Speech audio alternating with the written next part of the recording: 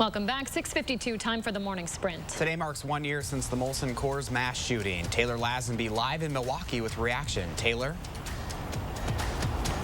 Hey, Josh, that's right. 1 year later, and we still don't have a motive for the employee responsible for shooting and killing 5 of his coworkers before turning the gun on himself. Witnesses and families interviewed by police don't understand why the shooter killed his coworkers that day. One witness says he had some sort of issue with another one of the victims, but didn't know what. Another says racist incidents may have played a part. We have more on what Molson Coors is doing to help its employees today. That's on our website at channel3000.com. FDA committee is expected to recommend emergency use for the Johnson & Johnson vaccine this morning. That means it could be approved as soon as this weekend. The FDA has already determined the vaccine is safe and effective.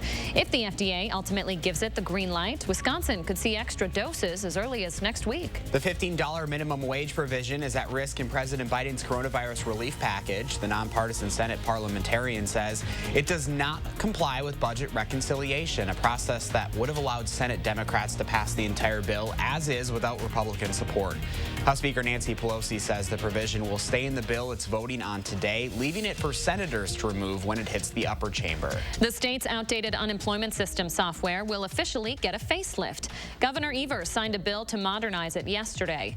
The software hasn't been updated since the 70s. The Department of Workforce Development has blamed it for significant delays in response times and payments. More than a year later, officials have now arrested a person in connection to an unsolved murder in the town of Leeds. The Columbia County Sheriff's Office says they've arrested 43-year-old Jason Kahuski on 1 count of first-degree intentional homicide.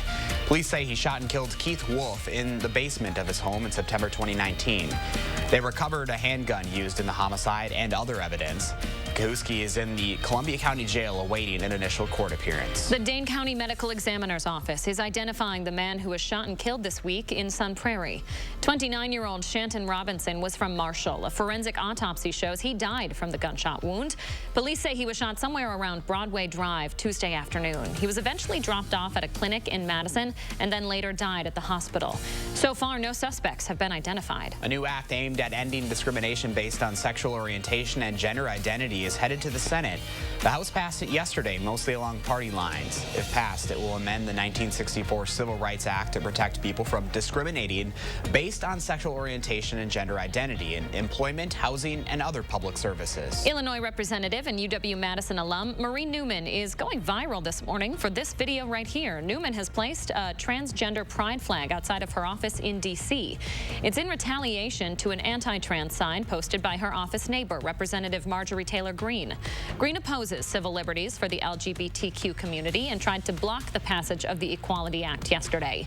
Newman has a transgender daughter and says without the bill, her daughter can be discriminated against. Tiger Woods is waking up in a new hospital this morning, continuing his recovery after a rollover crash. Woods had surgery on his right leg and ankle at the Harbor UCLA Medical Center before being transferred to Cedars-Sinai.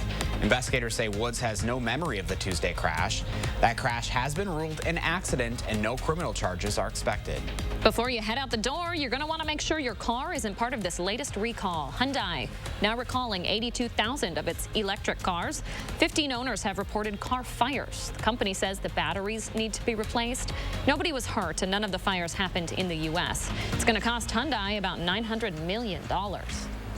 And of course, we are planning the day on this beautiful and sunny Friday. Temperatures are starting out in the 20s. We're going to be warming up into the upper 30s and low 40s. By the time you get towards the afternoon, look for more cloud cover moving into the mix as well. We sit at 20 degrees in Madison this morning. The wind chill all the way down to 13. Some of us are into the teens with our air temperature.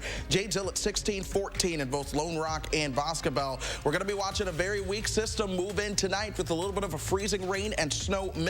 That gets out of here quickly as we head into Saturday and Sunday.